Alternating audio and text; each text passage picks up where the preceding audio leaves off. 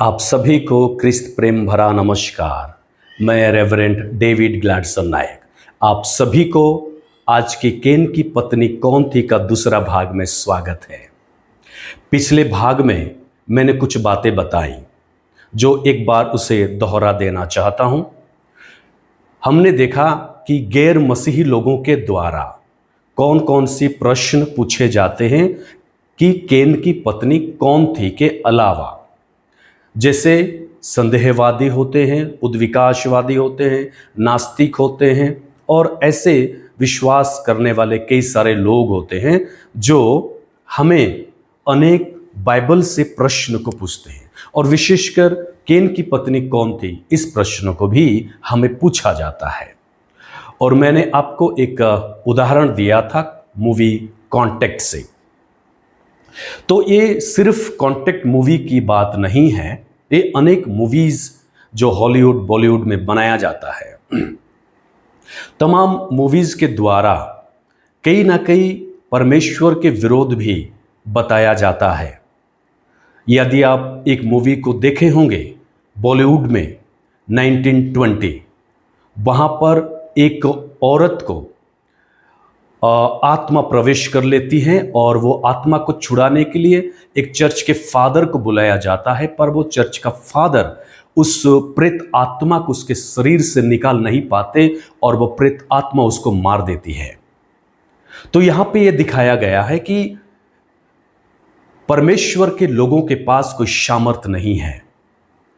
तो मैं आप सभी से कहना चाहता हूं कि ध्यान से देखिए कि आज हमारे चारों ओर क्या हो रहा है। हम थोड़ा सा आगे बढ़ते हैं। मैं आगे बढ़ने से पहले एक छोटी सी बात कहना चाहता हूं। एक व्यक्ति ने मुझे एक बार एक सवाल पूछा था और वह प्रश्न यह था, मैंने जब केन की बातें और केन की पत्नी के विषय में कह रहा था और मैं थियरी ऑफ इवोल्यूशन के विषय में कह रहा था, तो उन्होंने मुझे एक सवाल पूछा। वो पूछे कि क्या आप साइंटिस्ट हैं, वैज्ञानिक हैं?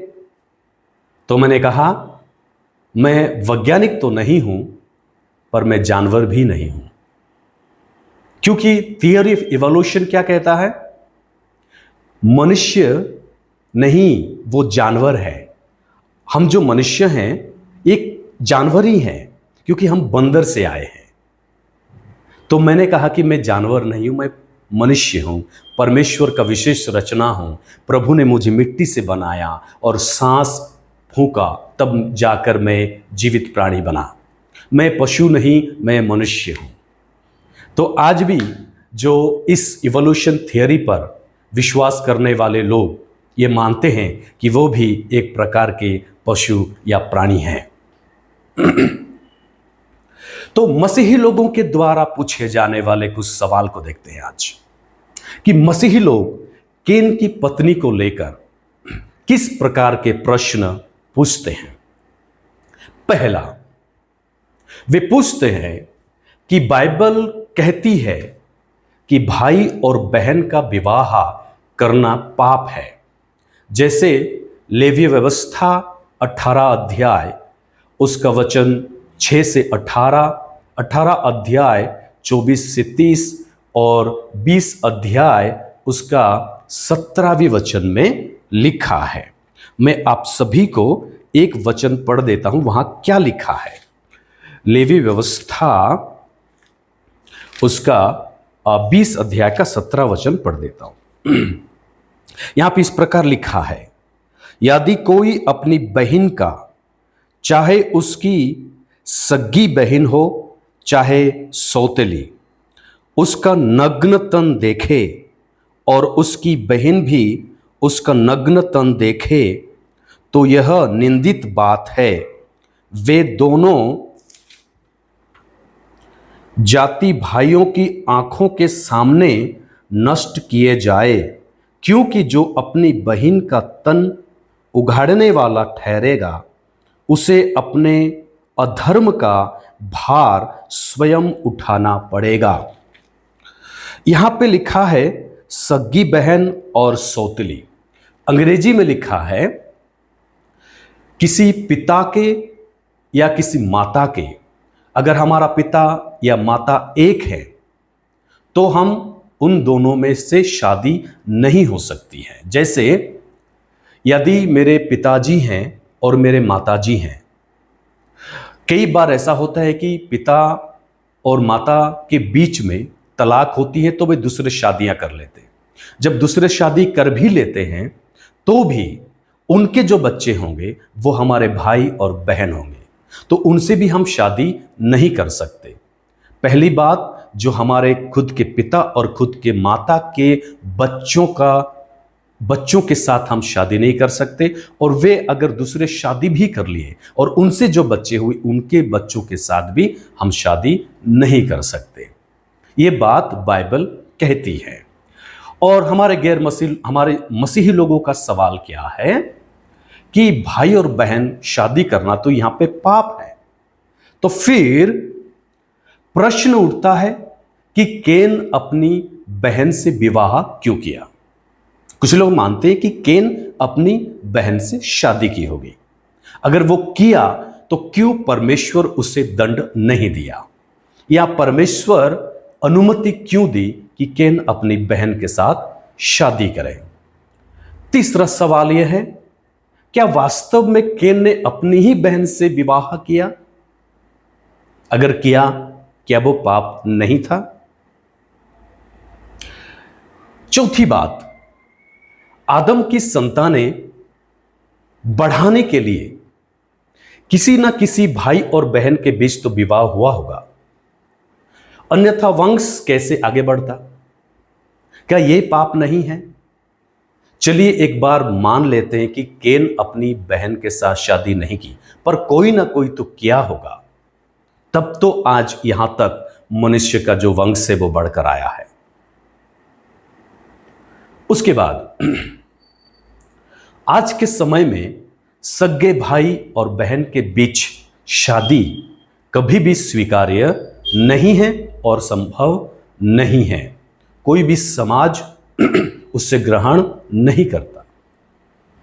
तो एक जगह पर बाइबल के अनुसार कोई ना कोई अपने बहन के साथ शादी की है, भाई और बहन के बीच में शादी हुई, और एक जगह पर लिखा है कि दोनों के बीच में शादी नहीं हो सकती, वो पाप है। क्या बाइबल में विरोधाभास है, कॉन्ट्राडिक्शन है?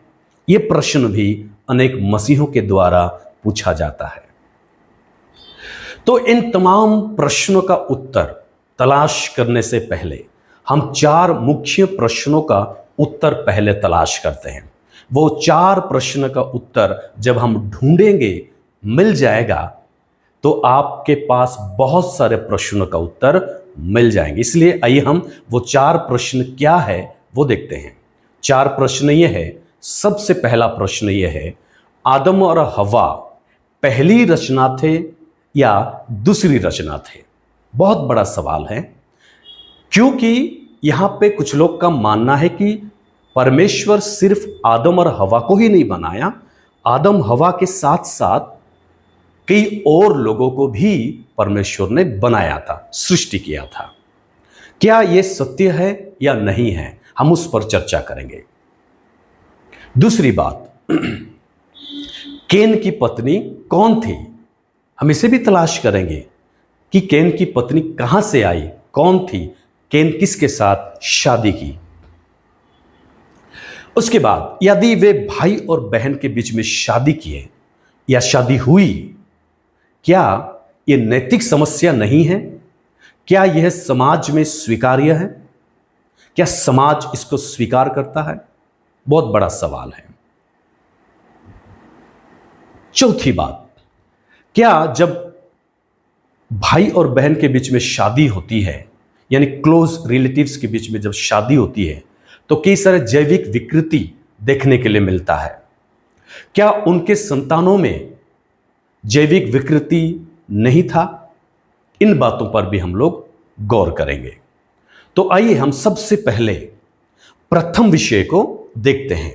वो प्रथम विषय क्या है? आदम और हवा पहली रचना थे या दूसरी रचना थे? बहुत ही इंटरेस्टिंग सवाल है। तो इसमें दो प्रकार के दृष्टिकोण हैं, दो प्रकार के लोग इन मतों को देते हैं। पहला, ये कहते हैं कि आदम और हवा पहली रचना थे, और एक प्रकार के लोग कहते हैं कि आदम और हवा दूसरी रचना थे, अर्थात दोनों जगह अलग अलग लोगों को बनाया गया था। आदम और हवा को अलग बनाया गया था, उसके बाद दूसरे लोगों को भी दूसरे जगह पर बनाया गया था। तो चलिए आज हम इसको चर्चा करते हैं कि कौन सा सही है। हम पहले आदम और हवा पहली रचना थे, पहला भाग को देखते हैं। पहला दृष्टिकोण, आदम और हवा पहली रचना थे। इसका 6 प्रमाण है। मैं आपके सामने 6 प्रमाण रखता हूं कि आदम और हवा ही एकमात्र रचना है, उसके अलावा और कोई रचना परमेश्वर ने नहीं किया। तो पहला प्रमाण आपको मिल जाएगा उत्पत्ति उसका 3 अध्याय उसका वचन 20 में। वहां क्या लिखा है? आदम ने अपनी पत्नी का नाम हव्वा रखा, क्योंकि सारे मनुष्य की वह आदि माता थी। आदि माता थी, अर्थात ये वचन से ये क्लियर हो जाता है कि उससे पहले और कोई मनुष्य नहीं थे, क्योंकि हम जो मनुष्य के वंशज हैं आज, सभी मनुष्य के आदि माता हव्वा है। तो अगर कोई दूसरी माता होती तो वहां भी लिखा जाता कि दूसरी माता के संतान है, पर बाइबल कहती है कि संसार में जितने भी लोग हैं, सभी का जो प्रथम माता है वो हमारे हव्वा है।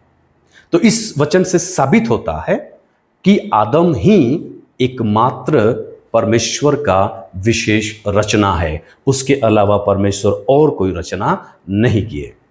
दूसरा, पौलुस कहता है प्रेरितों के काम में 17 अध्याय और उसका 26 वचन में। मैं आपके सामने पढ़ देता हूं 17 अध्याय का उसका 26 वचन। इसमें इस प्रकार कहा गया है, उसने एक ही मूल से मनुष्य की सब जातियां सारी पृथ्वी पर रहने के लिए बनाई। एक ही मूल से यह स्पष्ट पौलुस कहना चाहता है। और उनके ठहराए हुए समय, चलिए हम आगे नहीं पढ़ते, तो इसमें हम ये पढ़े कि उसने एक ही मूल से मनुष्य की सब जातियां सारी पृथ्वी पर रहने के लिए बनाई। अर्थात सारे पृथ्वी में जो है वो एक ही मूल से आए हैं, वो आदम और हव्वा, जो बाइबल में आप और मैं जानते हैं। उनके थ्रू ही आज सारे संसार के मानव जाति आए हैं। उसके बाद उत्पत्ति उसका 2 अध्याय का 20 आयत। 2 अध्याय का 20 आयत क्या कहते हैं? आदम ने ही सभी प्राणी का नाम रखा था। तो मैं आपके सामने पढ़ देता हूं 2 का 20 आयत को। और 20 आयत इस प्रकार कहता है, अतः आदम ने सब जाति के घरेलू पशुओं और आकाश के पक्षियों और सब जाति के बनेले पशुओं के नाम रखे, परंतु आदम के लिए कोई ऐसा सहायक ना मिला जो उससे मेल खा सके। ध्यान से सुनेंगे, यहां पर 2 बातें, महत्वपूर्ण बातें। नंबर 1, सभी प्राणियों का नाम आदम रखा, हवा नहीं रखा, क्योंकि हवा वहां नहीं थी। तो केवल आदम ने नाम रखा। यदि कोई दूसरे जगह पर और लोग होते तो वे लोग नाम रखते। दूसरी बात यहां पर लिखा गया है कि आदम के समान और कोई वहां नहीं थे, अर्थात कोई मनुष्य वहां नहीं थे, हवा भी नहीं थी। इसलिए उसको कुछ कमी लगी कि कुछ कमी है जो मुझे जरूरत है। इसमें यह बात क्लियर हो जाता है कि आदम ही पहला मनुष्य है और हवा दूसरा मनुष्य है। चौथी बात, यदि आप पहला कुरिन्थियों 15 अध्याय उसका 21वीं आयत से लेकर 22 आयत पढ़ते हैं तो वहां साफ लिखा है। मैं एक बार आपके सामने उसको भी पढ़ देता हूं। पहला कुरिन्थियों 15 अध्याय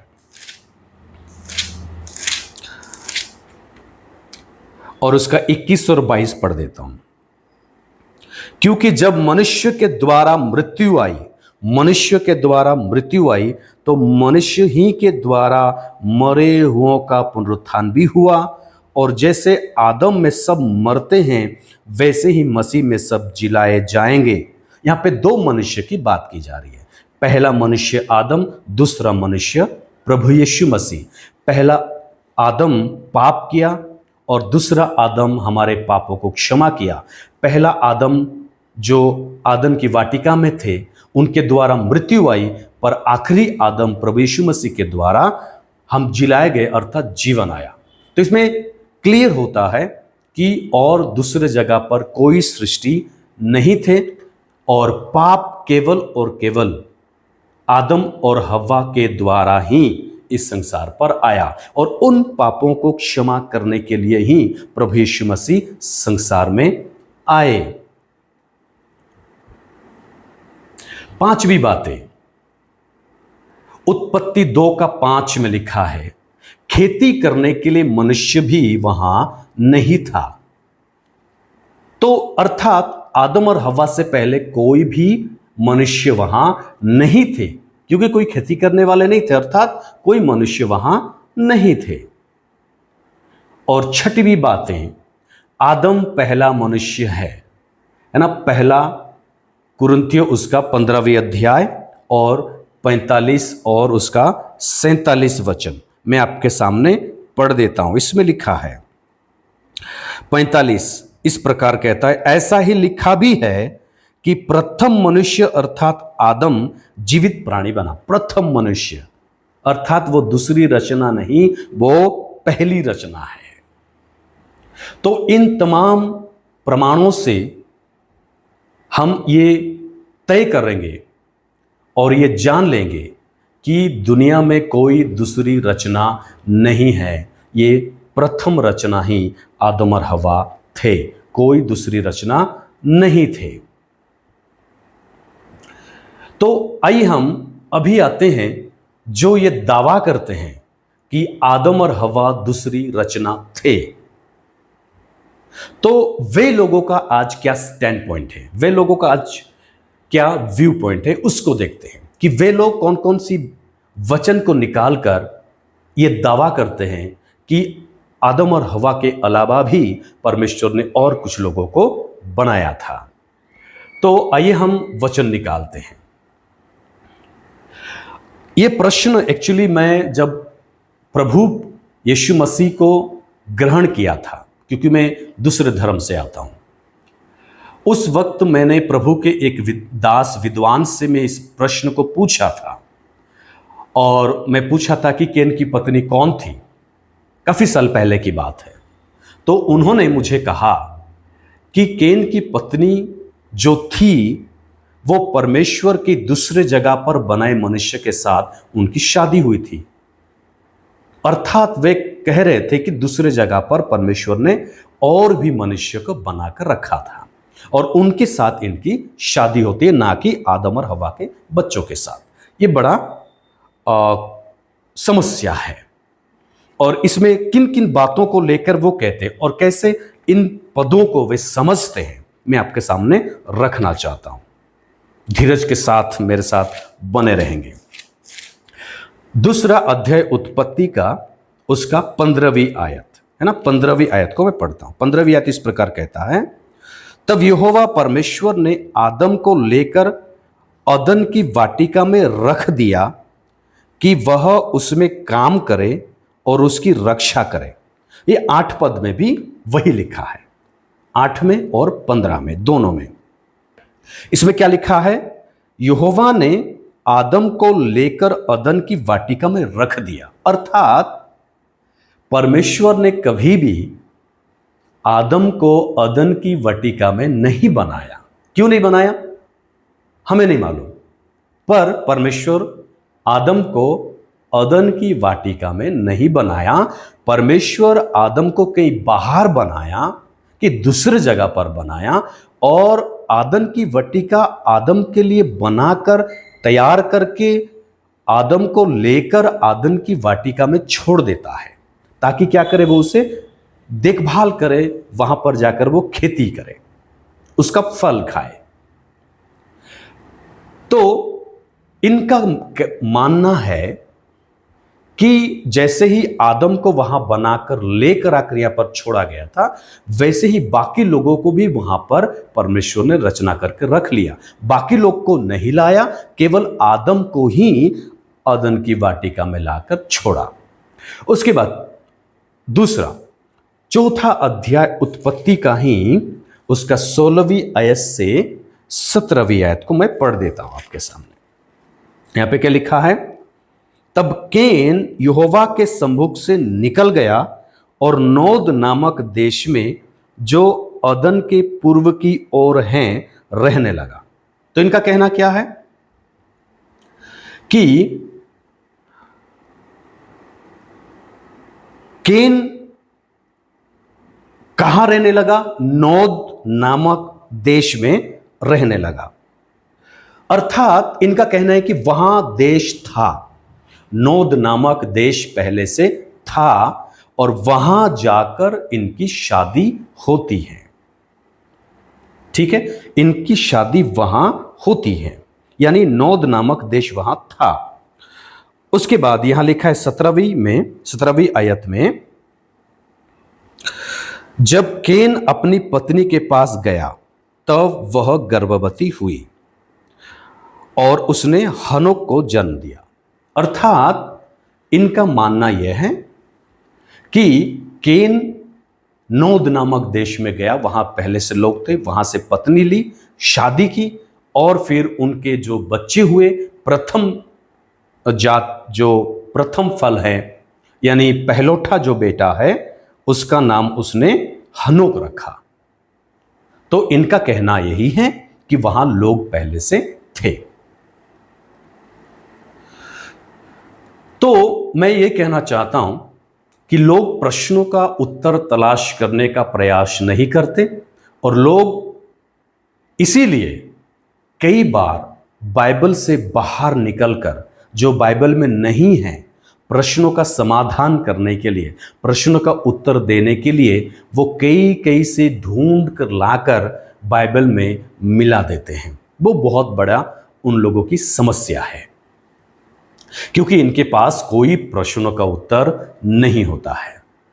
यदि हम कहते हैं कि परमेश्वर ने दूसरी रचना की, दूसरे जगह पर मनुष्य को बनाया, तो मैं आपको कहना चाहता हूं, यह मामला अधिक पेचीदा बना देता है। कैसे? देखिए, क्योंकि बाइबल में पहली बात कहीं पर भी यह नहीं लिखा है कि परमेश्वर आदम और हव्वा को दूसरे जगह पर भी दूसरे मनुष्य को बनाया, आदम और हव्वा के अलावा। ये बात कहीं पर भी बाइबल में नहीं है, नंबर 1। उसके बाद, यदि बनाया, यदि परमेश्वर दूसरे मनुष्य को भी बनाया, दूसरे मनुष्य को भी रचना की, तो कई सारे समस्या होती है। कैसे? मैं आपके सामने रखता हूं। तो जो मनुष्य को परमेश्वर बनाया दूसरे जगह पर, चाहे वो पहली रचना है, तो उन लोगों के लिए उद्धार नहीं है, क्योंकि यीशु मसीह उनके लिए नहीं आया। जो आदम की बात आप और मैं कर रहे हैं, उनके लिए ही आया, जैसे पहला कुरिन्थियों में आपके सामने पढ़ के सुनाया। किसके लिए आया? इस आदम के लिए आया था। तो उनके लिए उद्धार नहीं है। यीशु मसीह वे लोगों के लिए नहीं आया।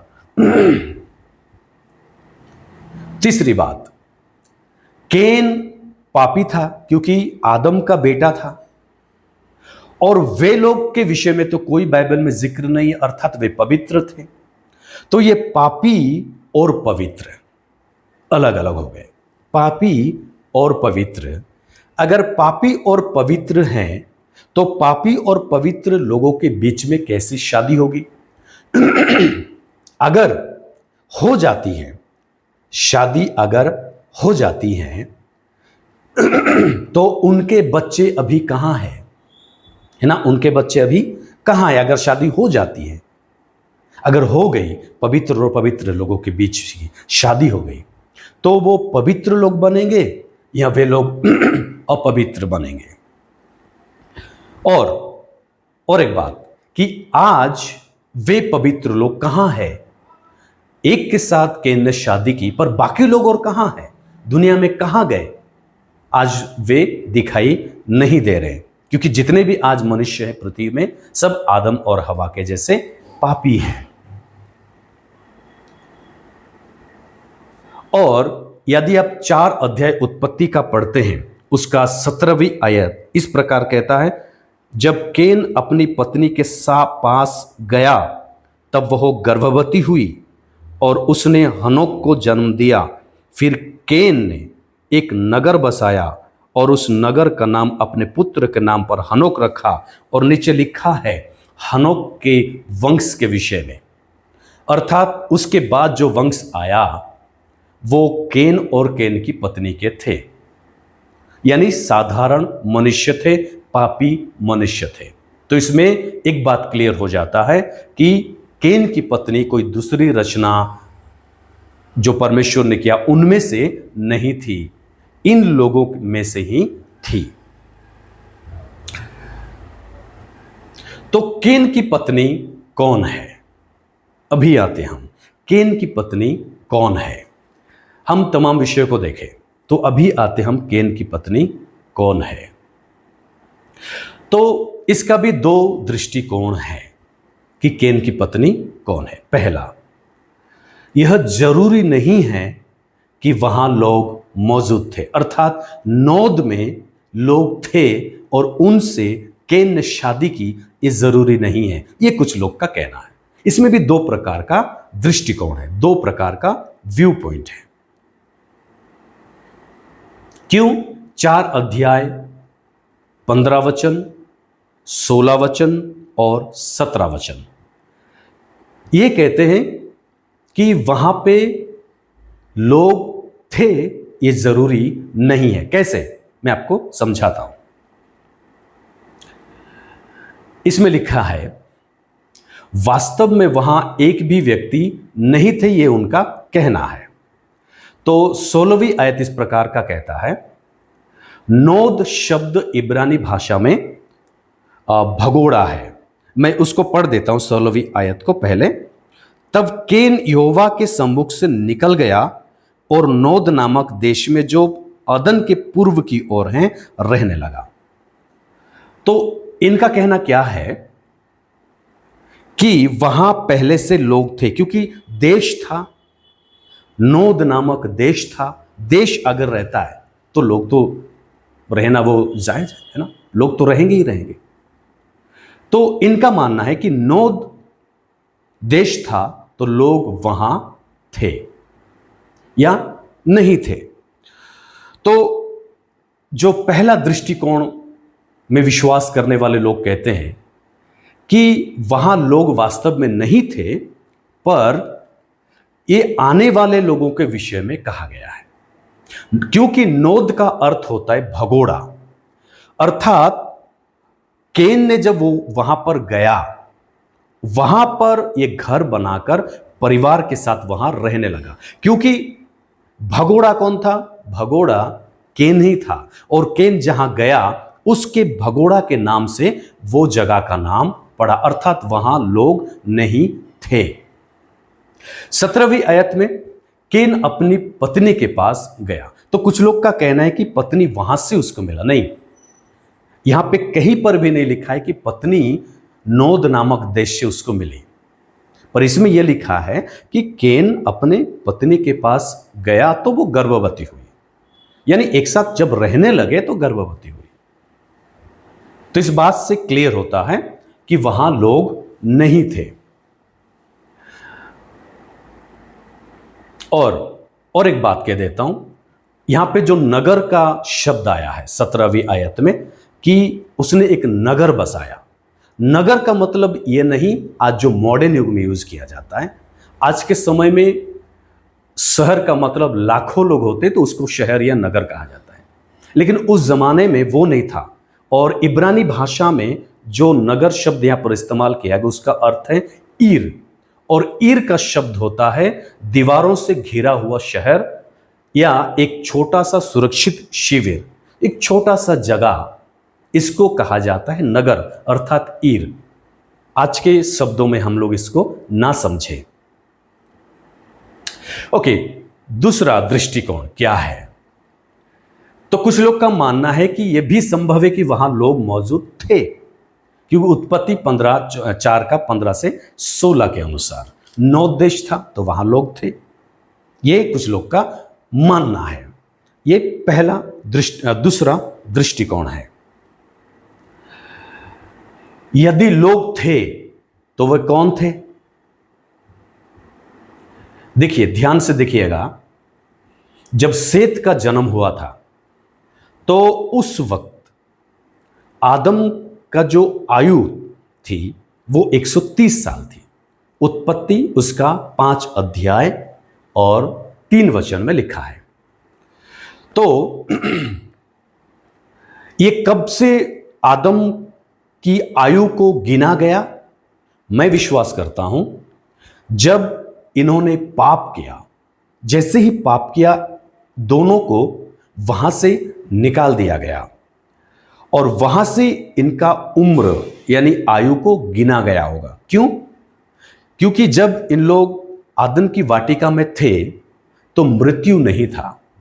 जब मृत्यु हुई वहां नहीं थी तो इनकी आयु किस प्रकार गिना जा सकता है? वो संभव नहीं है। उम्र नहीं गिना जा सकता क्योंकि वे लोग अमर थे, उनकी कोई मृत्यु नहीं थी। इसीलिए जब इन लोग बाहर निकले, पाप किए, पाप जैसे ही किए वे लोग मरे, उनकी मृत्यु हुई, अर्थात वे लोग का समय तय हो गया कि इन लोग मरेंगे। तो वहां से इनका आयु गिनना शुरू हुआ। तो जैसे ही इन लोग आदम की वाटिका से निकले, वहां से लेकर 130 साल की उम्र में सेत का जन्म होता है। सेत कौन है? सेत एक आदम और हवा के बेटे हैं। मैं उसके विषय में भी आगे चलकर कहूंगा, तो ध्यान से सुनिएगा इस बात को। तो केन का जन्म निकाले जाने के तुरंत बाद अगर हुआ होगा, जैसे ही निकले आदम और हवा, और वैसे ही 3-4 महीने में अगर वो गर्भवती हुई और 9 महीने के बाद अगर वो एक संतान को जन्म देती है, तो 130 साल में सेत जब जन्म हुआ उस समय तक जब से निकाल दिए गए और सेत का जन्म 130 साल के दौरान कई सारे बच्चे उनके हुए होंगे। जब से निकाल दिया गया और सेत का जन्म 130 साल के दौरान कई सारे बच्चे हुए होंगे, और उनमें से हाबिल और केन और सेत सभी थे।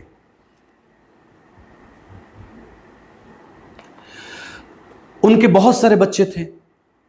पहली शताब्दी के एक यहूदी इतिहासकार जोसेफस लिखते हैं कि आदम के 33 बेटे और 23 बेटियां थीं। 33 बेटे और 23 बेटियां थीं। तो संभावना है कि हाबिल की मृत्यु से पहले ही आदम के संतान मौजूद थीं। लीजिए, अगर कैन ने हाबिल का उम्र जब 30 या 35 साल हुआ होगा, उस वक्त अगर कैन ने हाबिल को मार डाला तो ये 30 और 35 साल के दौरान में भी कई सारे बच्चे हुए होंगे। हाबिल की मृत्यु से पहले ही कई सारे बच्चे हुए होंगे और वे लोग को भी शादी हो गई होगी और उनके भी बच्चे हुए होंगे 35-40 वर्ष के दौरान। अर्थात अगर लीजिए कि 30 से 35 साल के दौरान, यानी केन की मृत्यु से पहले केन की हाबिल की मृत्यु से पहले अगर कुछ लोग की जन्म हुई हैं, अगर कुछ लोग जन्म लिए हैं, तो वे लोग बड़े बड़े हो गए होंगे और उनके बच्चे भी हुए होंगे, यानी कहीं ना कहीं दूसरी पीढ़ी वहां पर हुई होगी। तो तमाम कैलकुलेशन से अगर हम कलेक्ट करते हैं तो ये मालूम चलता है कि इनके बच्चे हो सकते हैं, जो केन से पहले जो बच्चे केन की हाबिल की मृत्यु से पहले जो बच्चे पैदा हुए, वे लोग शायद जाके वहाँ घर बसाए होंगे और एक शहर बसाए होंगे, नोद नामक देश में गए होंगे और वहाँ इन लोग रहे होंगे। उनके साथ हो सकता है कि इनकी शादी हुई होगी, ये कुछ लोग का कहना है। तो मैं एक दो बात आपको सेत के विषय में भी कह देना चाहता हूं ताकि हमें और भी इन वचनों को बेहतर समझ में आए।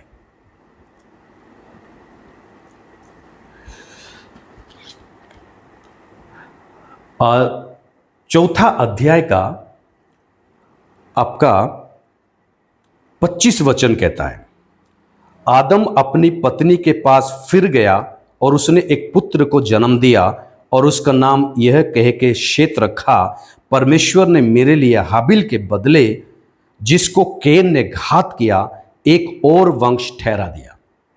तो कुछ लोग का कहना क्या है कि यह तीसरा बेटा है, क्योंकि पढ़ने में तो ऐसा ही लग रहा है कि केन के बाद सेत का जन्म हुआ हाबिल की जगह में। नहीं, आप थोड़ा सा आगे पढ़ लेंगे तो उसका आपको पता चल जाएगा कि वो क्यों इस जगह पर इस बात कही गई है कि हाबिल की जगह में सेत का जन्म होता है।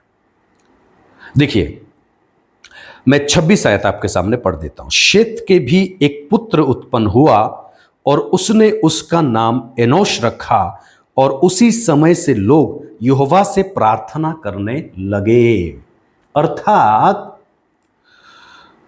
इससे पहले जो केन के बच्चे थे, आदम और हव्वा के जो बाकी बच्चे थे, वे लोग प्रभु की आराधना नहीं कर रहे थे जैसे हाबिल कर रहा था। तो हाबिल ही परमेश्वर की आराधना कर रहा था, परमेश्वर को भय कर रहा था और परमेश्वर की वचन को सुनकर मान रहा था। लेकिन उसके बाद जितने भी बच्चे हुए, कोई भी परमेश्वर का आज्ञा का पालन नहीं किया और परमेश्वर की उपासना कोई नहीं किया। इसमें लिखा है कि जब सेत जन्म हुआ तो वहां से फिर परमेश्वर की आराधना करना लोग शुरू किए, अर्थात वो एक आशीषित वंश बना और उसी वंश से ही परमेश्वर आशीष देना शुरू किया, क्योंकि वे आराधना करने वाले वंश और प्रार्थना करने वाले वंश थे जैसे हाबिल था। इसीलिए इस जगह पर लिखा है कि हाबिल के जगह में सेत को दिया गया, आराधना करने के लिए, परमेश्वर की भय मानने के लिए और प्रभु का आशीषों से बढ़ने के लिए और आशीषित वंश ठहरने के लिए।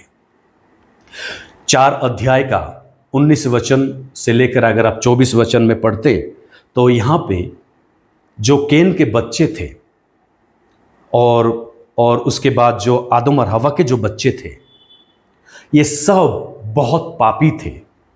यहां पे भी बहुपत्नी शादी करते हैं।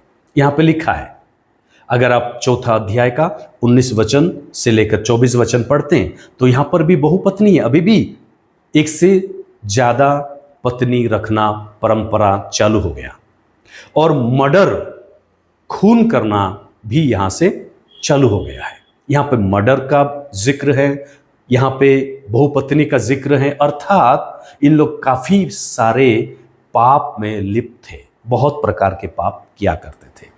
लेकिन सेत जब पैदा हुआ तो उसने ऐसा नहीं किया, जैसे हाबिल ने किया वैसे सेत ने किया। तो हम इस नतीजे पर पहुंचते हैं कि केन अपनी भांजी या भतीजी या बहन से शादी की होगी। तो मुझे लगता है, अगर मैं व्यक्तिगत ओपिनियन देना चाहूं तो मुझे लगता है कि वो खुद की बहन से नहीं पर किसी भाई या किसी बहन से, बहन की बेटी से वो शादी की। अर्थात केन का कोई भाई की बेटी हो सकती है, नहीं तो केन की बहन की बेटी हो सकती, उनसे उन्होंने शादी की। तो और एक प्रश्न यह है, वे लोग अगर इस प्रकार अपने ही परिवार में शादी किए और कोई ना कोई बहन भाई के साथ शादी किए, तो क्या ये नैतिक समस्या नहीं है? क्या ये समाज में स्वीकार्य है? बहुत बड़ा प्रश्न है। चलिए हम इसको देखते हैं।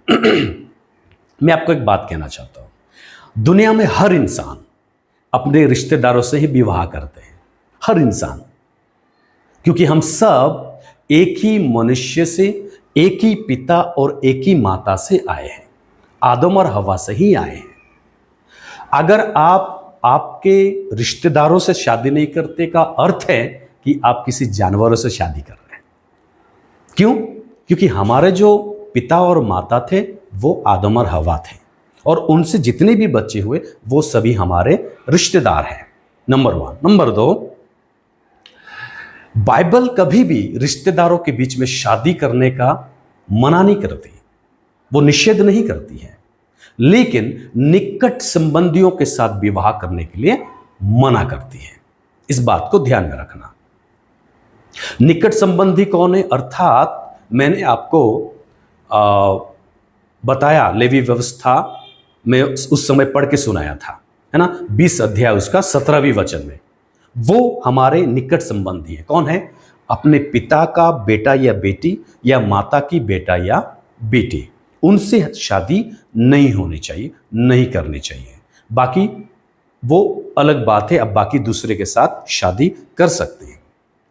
देखिए, इस्लामी शरीयत कानून के अनुसार एक व्यक्ति अपने पिताजी के भाई के बच्चों से विवाह कर सकता है। ये बहुत ही क्लोज रिलेटिव से, खुद के पिताजी के भाई के जो बच्चे हैं उनके साथ शादी होती है। जैसे हमारे इस क्षेत्र में हम भाई और बहन मानते हैं, पर इस्लामी शरीयत कानून के अनुसार जो मुसलमान हैं वो पिताजी के भाई के बच्चों के बीच में शादी करवाते हैं। ये उनका परंपरा है।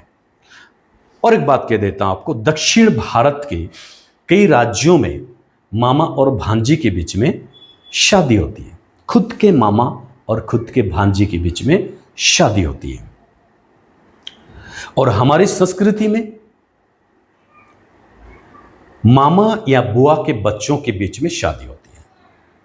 खैर, मामा और बुआ के जो संपर्क है वो थोड़ा दूर के रिश्तेदार हैं, पर उनके बीच में भी शादी होती है। तो बात यह है कि हम किससे शादी करें। हम दूर के रिश्तेदारों से शादी कर सकते, जैसे बाइबल में कहा गया है, लेवी व्यवस्था उसका 20 अध्याय का 17वीं वचन में नहीं करना है। वो नया नियम में भी उस चीजों को फिर से दोहराया गया है कि हमें नहीं करना चाहिए। अगर नहीं करना है तो बाइबल क्यों बताए? फिर बाइबल में इस प्रकार का बड़ा सा परिवर्तन क्यों आया? उस समय में बहन के साथ शादी किए तो अभी क्यों नहीं? क्या परमेश्वर नियम को बदलता है, या क्या परमेश्वर का मन बदलता है? तो पहला प्रश्न, क्या परमेश्वर नियम बदलता है? हां, परमेश्वर समय समय पर नियम में बदलाव लाते हैं। कैसे? परिस्थितियों और समय के अनुसार परमेश्वर बदलाव लाते हैं। क्या परमेश्वर अपना मन बदलता है? नहीं, परमेश्वर अपना मन कभी भी नहीं बदलता। परमेश्वर का जो स्वभाव है उसमें कोई बदलाव नहीं आता, पर समय समय पर वो व्यवस्था को, नियमों को बदलता है। क्या वो नियमों को बदलना सही है? मैं आपको 2 उदाहरण देना चाहूंगा। पहला,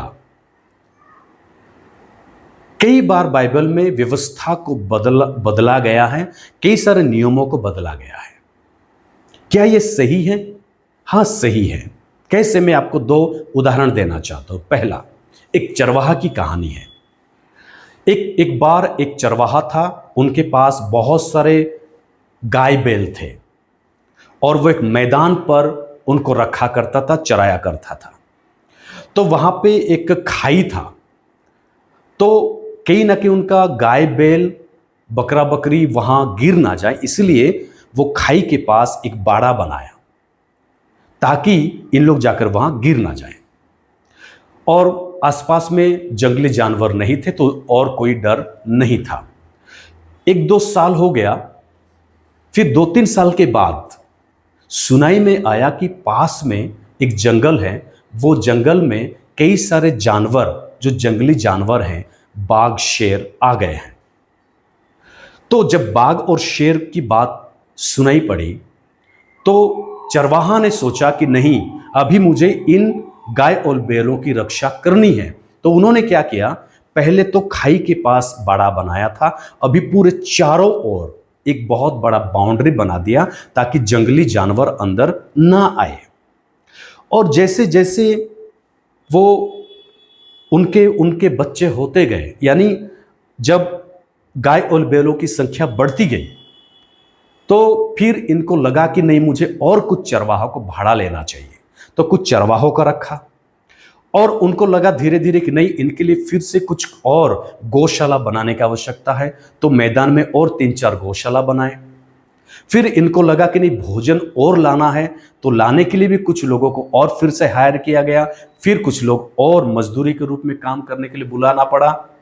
तो इस प्रकार देखिए, आप समय समय पर जब परिस्थिति बनती गई तो नियम में परिवर्तन चरवाहा लाता गया। लेकिन एक बात याद रखिएगा, चरवाहा का प्रेम, चरवाहा का जो रक्षा करने का स्वभाव घटा नहीं। उसका प्रेम अपने बैल, अपने गाय, अपनी बकरा बकरी के ऊपर था जैसे पहले था।